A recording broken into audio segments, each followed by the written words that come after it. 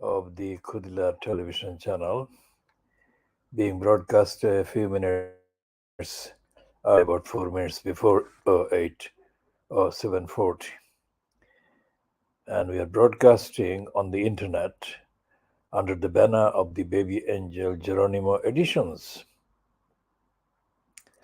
The Baby Angel Geronimo is by far the most authentic and reliable witness to all the wrong things that are being done in the United Kingdom, in the state and by the state agencies. And the Baby Angel Geronimo is ahead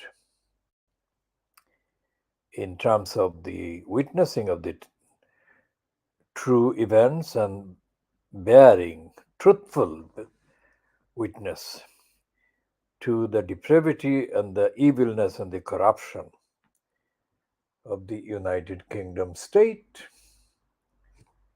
Now, the Rupert Murdoch, the dirty digger, who owns the Times London and the scum that is the Sun.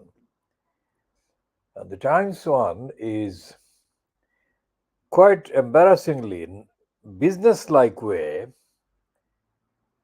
running the story, heading "Sign Horizon Deal to Save British Signs," Sunak warned.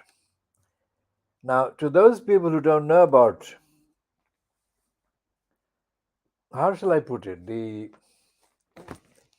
it's a saying, the very sinister kind of sophisticated criminality in the overtly non-serious language used by these racists. It's the sign, the Horizon is a program that is run by the European Union countries. And as part of the Brexit, the United Kingdom left the Horizon program.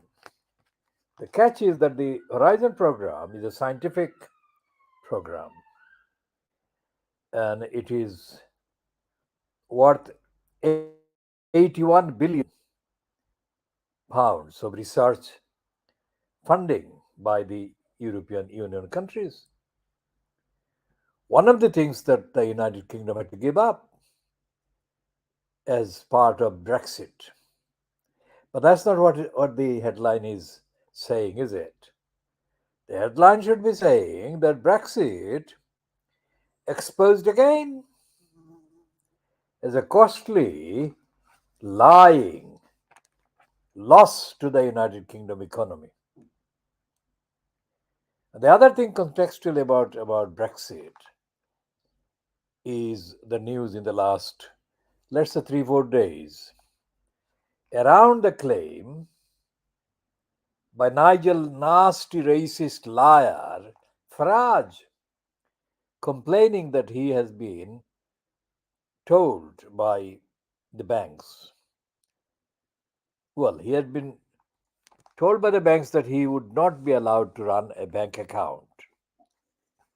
But the update on that one that has come to be published by parts of the outlets says that he doesn't have enough money.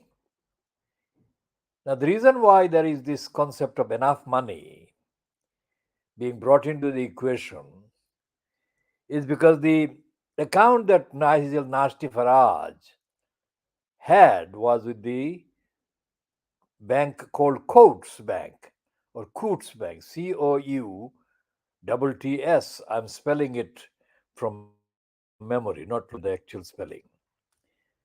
When I do check, and if I have misspelt it, I shall update it accordingly. The Coots Bank, according to the news in the last 24 hours that I have seen, has told Nigel Nasty Farage that he doesn't have enough money. And before that, the item was that Farage was saying that he was considering leaving the United Kingdom, rather leaving Britain, because if he could not operate, have bank accounts, then how could he live in the country? Now, that is the biggest confession by the criminal, racist, lying thief that Brexit was a con. And I have said, I haven't seen anyone else saying it, but I have said the reason why Nigel Nasty Farage was the main, absolutely, absolutely lunatic fanatic for the Brexit cause was because he, Nigel Farage, as a then member of the European Union, that is, member of the European Parliament, MEP, he had been under investigation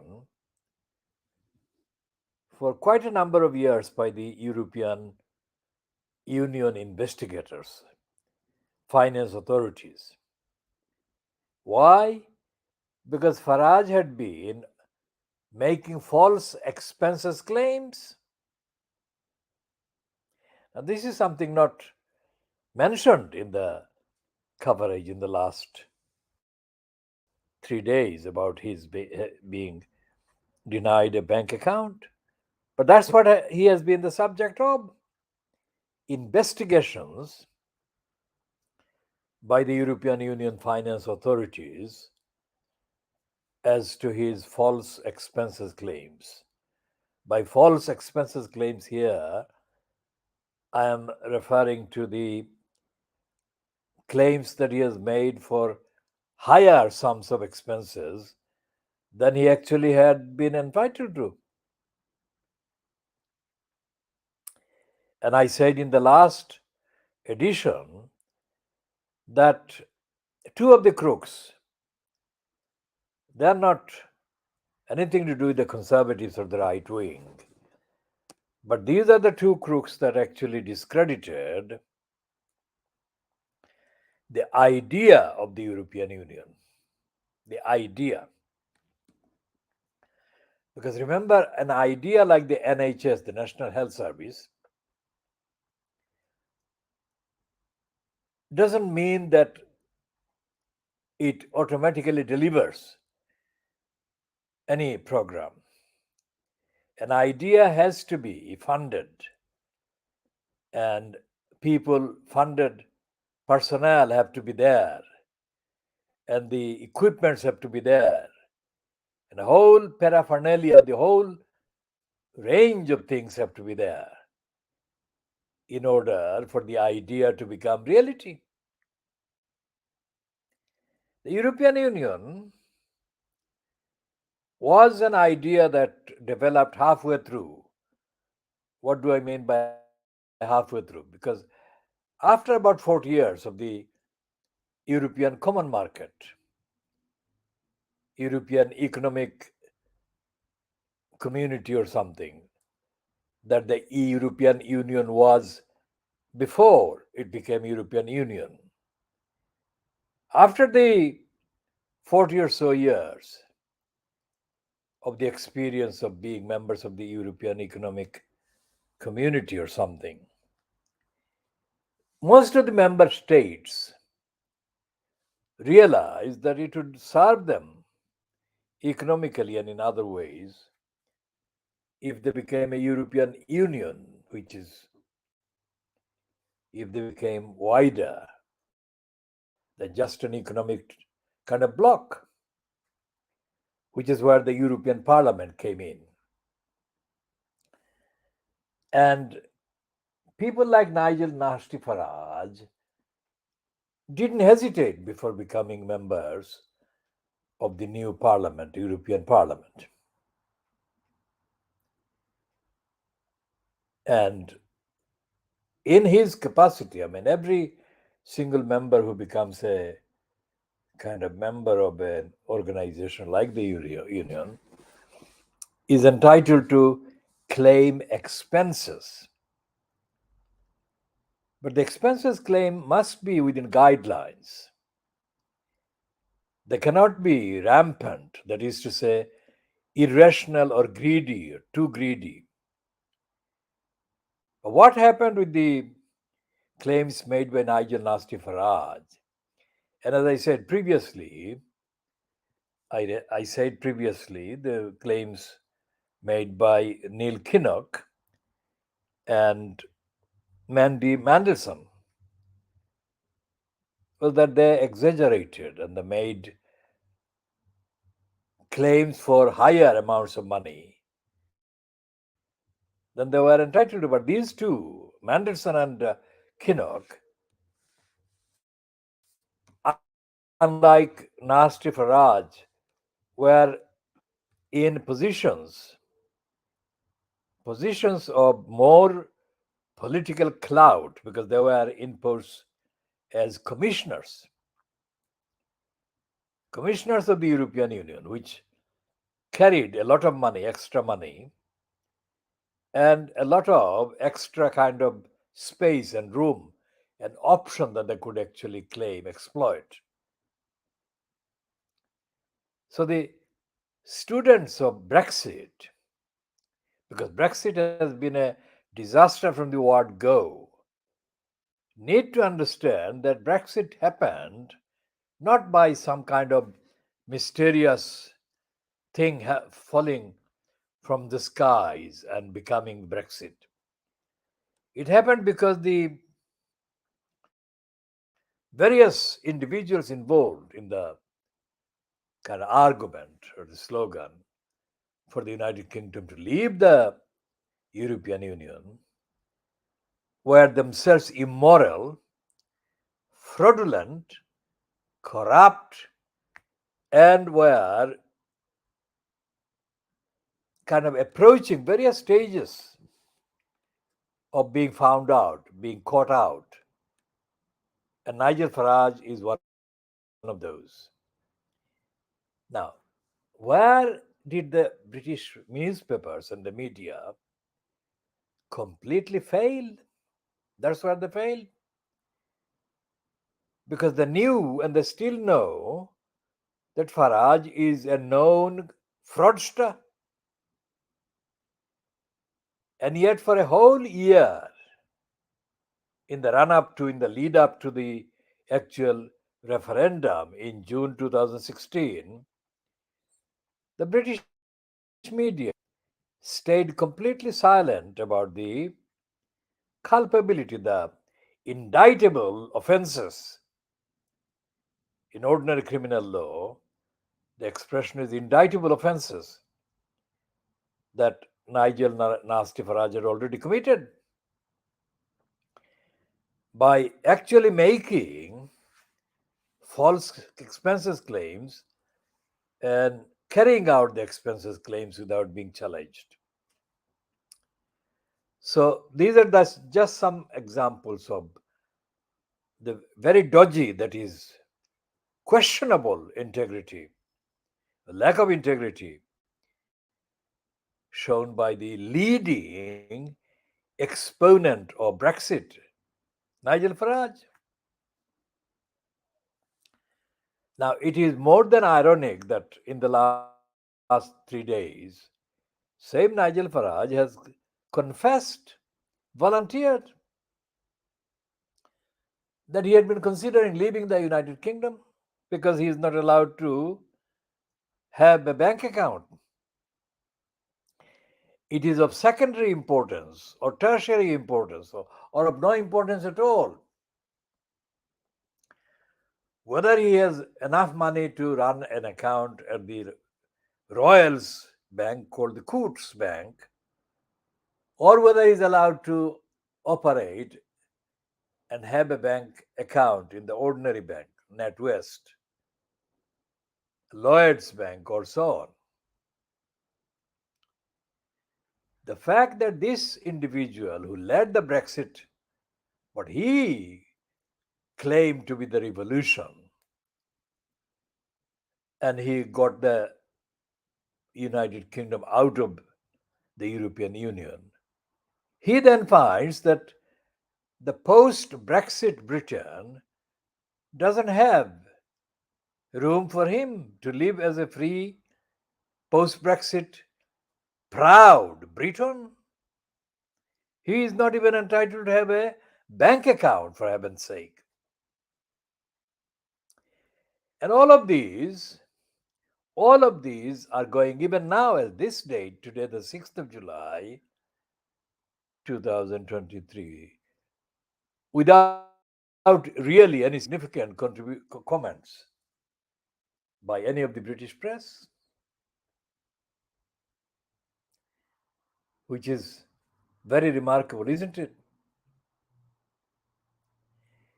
Because he is the one who made those exaggerated claims and promises that once Britain left the European Union, literally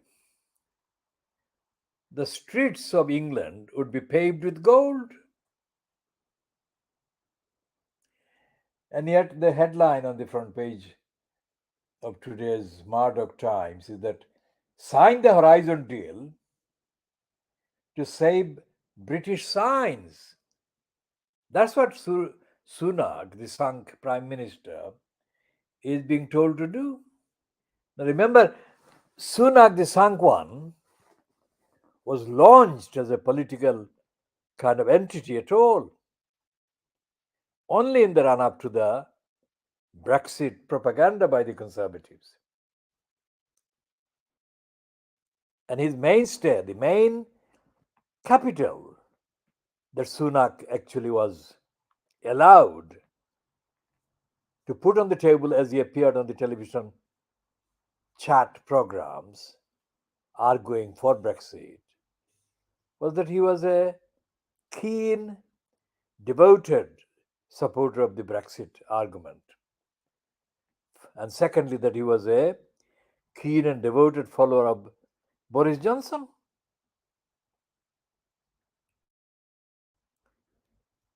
So it's not like Rishi Sunak is a detached observer. He is very much at the center of the Brexit centric deformation, distortion of the political priorities in the Conservative Party, through the Conservative Party, that completely fucked up the whole political agenda. Because it was coined, it was actually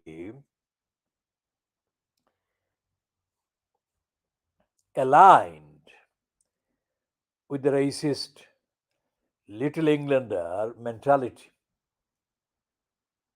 And the Little Englander mentality, as I elaborate on it and interpret it, is this: that there is no country in the world that exists outside of Little England. And that whatever policy the Little English practice is the highest form of the policy on that kind of sector, which is all rubbish. Because Little England is sinking.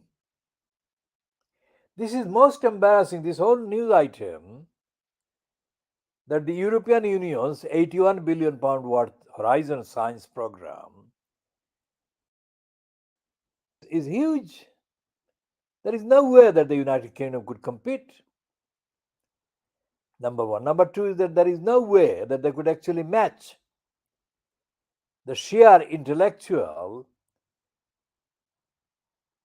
resources that a research program like the Horizon one would have among its employees, experts, consultants, and so on.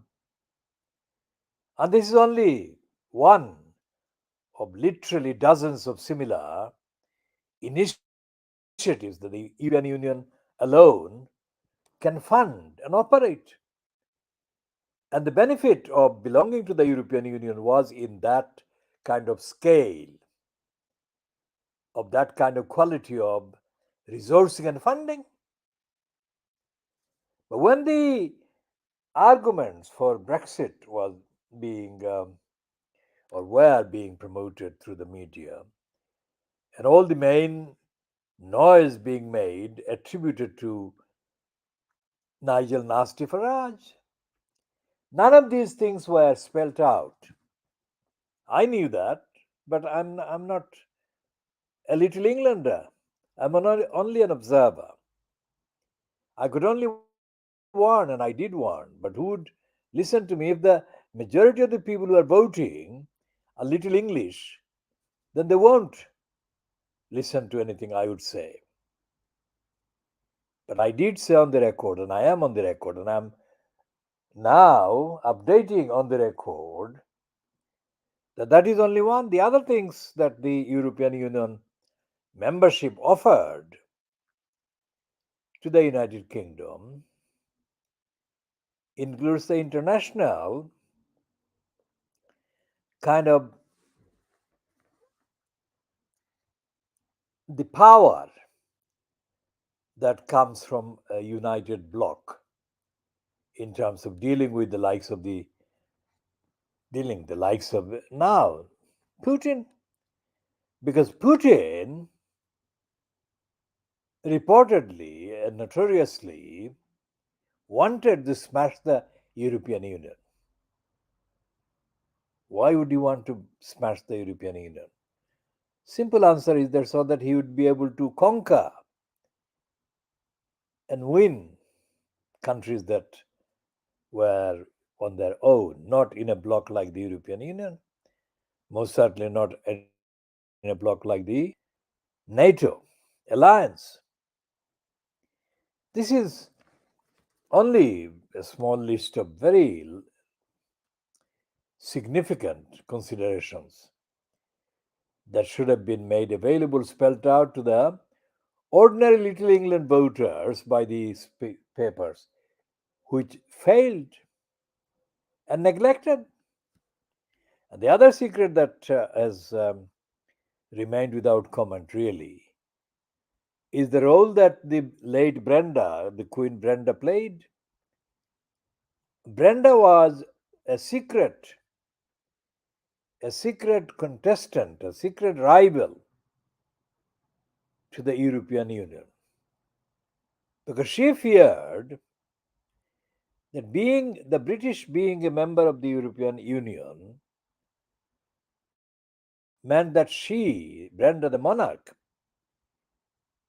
was being kind of sidelined by the massive resources and the political power that came as members of the Euro or membership of the European Union.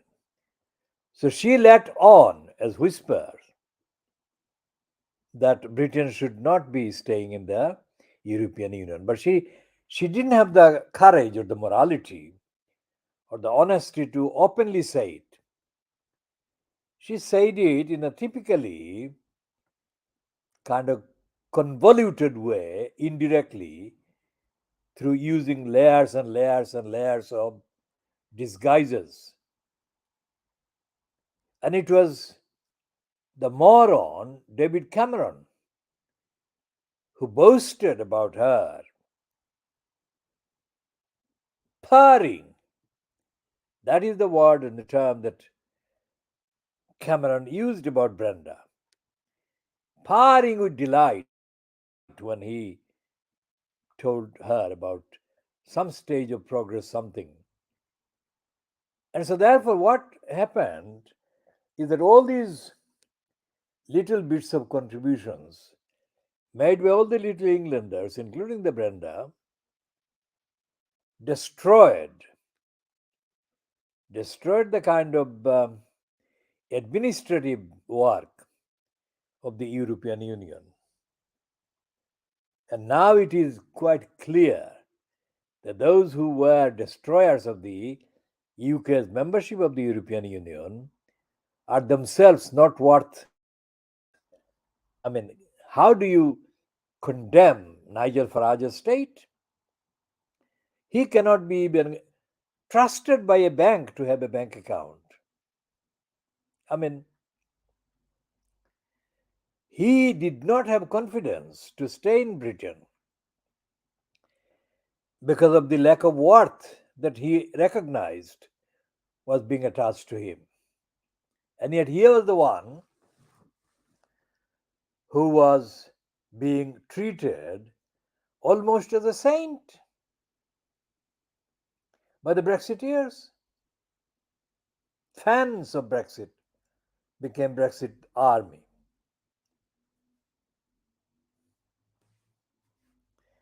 And we are not even beginning to talk about Nashti Farage being a fan of the habitual criminal Donald Trump in the USA. Whenever Nashti Farage would be given a platform in the news lineups in the United Kingdom, he would speak like a thug,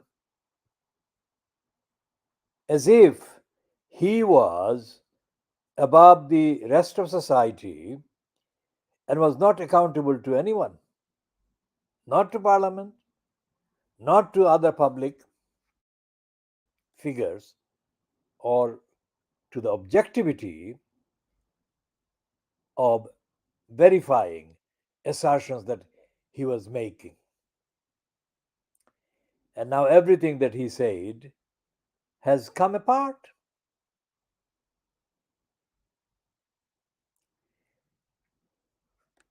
Even the Guardian, which apparently wasn't fully Brexit, but actually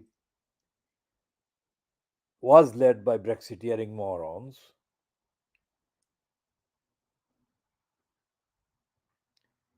is not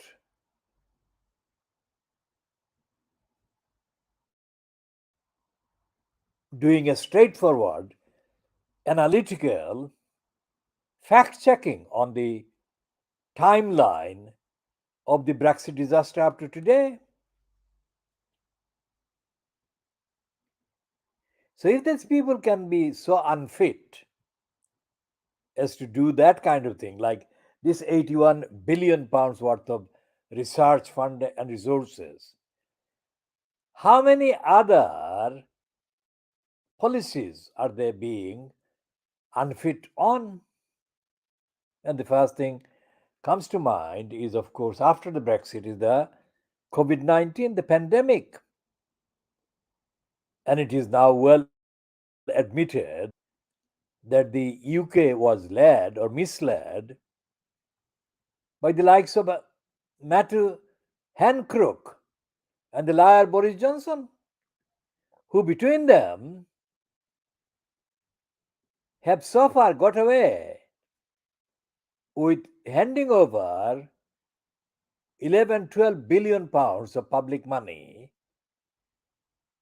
to criminals that actually were allegedly running or promising to run contracts to provide various things, personal protective equipment, PPEs, as an example, to avoid Brexit, to detect Brexit and defeat Brexit. Sorry, COVID. And there is no cry. There is no cry in the media. There is no editorial. There is no opinion anywhere demanding that this 11, 12, 13, whatever the amount is, billions and billions of pounds of money that has been stolen under the cover of dealing with the COVID-19 contracts. And they didn't supply the goods that were supposedly part of the contracts for them to supply under those terms of the agreements.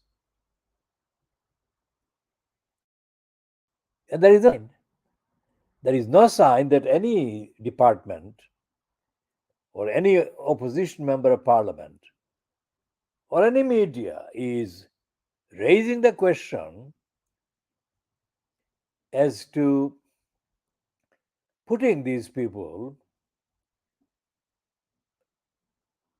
before a suitably competent court of law under charges of them having defrauded on a mega scale and demanding the money to be returned to the public. So far, there is no mention of any of that. So, if you look at the actual amount of money that they say the NHS needs, for example, school teachers need, for example, and which shortfall underlies the reason for the industrial actions are either threatened or already announced or already carried out by these various groups of employees or workers and personnel, then you will find that the money that they have actually stolen under the cover of doing the COVID 19 is more than the money that all these teachers and the other workers need. So this is a constant. This is a constant in terms of the day to day, year from year to year. The disparity, the actual lack of funds in public sector areas is always more than easily matchable by the amount of money that they have been stealing and giving to their friends under bogus contracts. And the justification for awarding the contracts to their friends, they make the justification based on their knowledge of these individuals and their families, for example, like in the case of Michelle Moan, the prostitute that was made a member of the House of Peers by the sleazeball Cameron.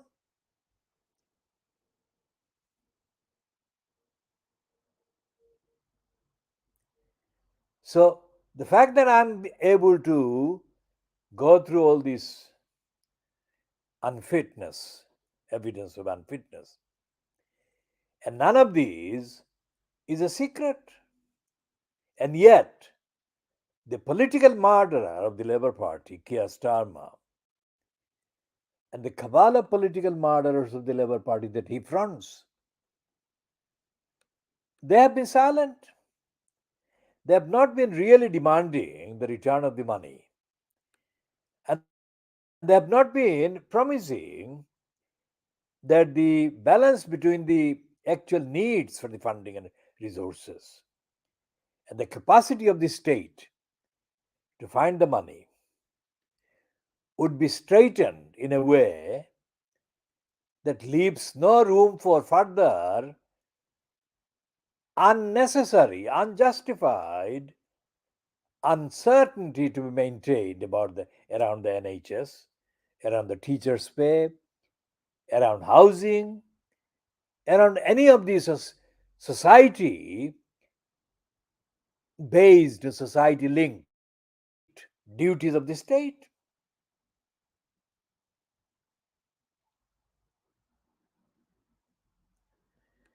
So that's as far as those particular two items are concerned. Then we go back to the issue of Starmer saying that he is going to sort out the language of the children. What is he saying? This piece on page 1 of the Times says speaking lessons for all pupils. Stephen Swinford, the political editor, and Nicola Woolcock, education editor. What are they editing here? Speaking fluently and clearly will be put at the heart of the national curriculum and given the same status as literacy and numeracy under a Labour government, Sir Keir Starmer has pledged. In an article for the Times, the Labour leader says that the almost exclusive focus on reading and writing and present is short sighted, as he calls for oracy to be given priority at every level of a child's education. The ability to articulate ideas is key to getting on and thriving in life, Starmer says, arguing that children with poor language skills at the age of 5 are 6 times less likely to reach the expected standard of English at 11. Experts say that poor oracy leaves children unable to learn as they cannot acquire the vocabulary to understand the curriculum or answer simple questions. Now, before going into any further of this article, I mean, is he saying that the reason why he expelled Diana Abbott from the Labour Party is because she couldn't articulate things? Or the reason why he has been blocking Jeremy Corbyn has been to do with the failure on Corbyn's part to articulate? Fuck Starmer. And the whole thing is a joke. What actually holds people back in this society is prejudice and hostility and policy based on prejudice and hostility. And Starmer is actually lying because he is not telling the truth about policy, prejudice, hostility, and of course, in the wider context of society, racism. How many people that, let's say, go to the continents of Africa and Asia and have done so for the last, let's say, 100 years? How many of these people going from England to Africa and Asia, let's say, acquired language skills in the languages of those continents? It would be absolutely unmentionable, unmentionably small. And that has not stopped them. That has not stopped the imperialists, colonialists, occupying the various positions of power in Africa and in Asia. We shall be updating on all of those in due course, of course. This is just a short introduction. Now, Zadie Smith, which is the name of the novelist with half Jamaican background, I think, or Caribbean background, is said that she has, in the course of her career writing, she has considered disrecognizing Charles Dickens quite a few times. But this piece is based on the admission that she has failed and she has fallen back to the charms or the over prevalence by Charles Dickens. And the piece by Jack Melbourne in the Times says in the last paragraph, to Zadie Smith's irritation, she discovered that she could not continue to make the book progress without bringing Charles Dickens back in flashback, appearing as a younger and even more irrepressible force than he had been 40 pages earlier, she wrote. At that point, I gave up. I let him pervade my pages. in the same way he stalks through 19th century London. Now, Zadie Smith is one of the beneficiaries of the racist establishment that has wanted suitable diversity displays. So it recruited her and rewarded her with huge money and income and promotions, and then she can sing their praise. So much so that she is now, according to this account today in the Times, worshipping Charles Dickens. And while she does that, there is not one single word of the truth that Dickens concealed: the racism and the poverty. And there is, of course, nothing about Dickens's stupidity and ignorance about the legal system, the bureaucracy. Because everything Dickens has written about the law or the lawyers is absolutely false. It's like an earlier version of the novelist, barrister became a novelist, and he wrote the several books on the law. And this can be extrapolated, which I'm not doing, but just making the point. And she's one of the ones that, as I said, is positively displayed by the racists who want an appropriate diversity display.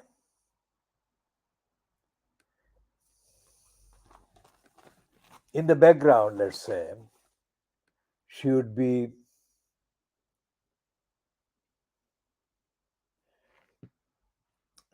forming part of the cheering crowd for the promotion of the mental slave, like terrible Phillips. Now, this is another item I'm going to go back to about the banks and Nigel Farage. He says the watchdog should speed up review of how banks treat political clients. It's a piece by James Beale, social affairs editor. And the government has urged the financial regulator to prioritize its review into how banks treat political customers after the accounts of several figures were threatened with closure, etc., etc. So we shall be going into the details in due course another time. Now, this one has to be brought to an end at just under 44 minutes at 08:19 hours GMT on Thursday, the 6th of July 2023.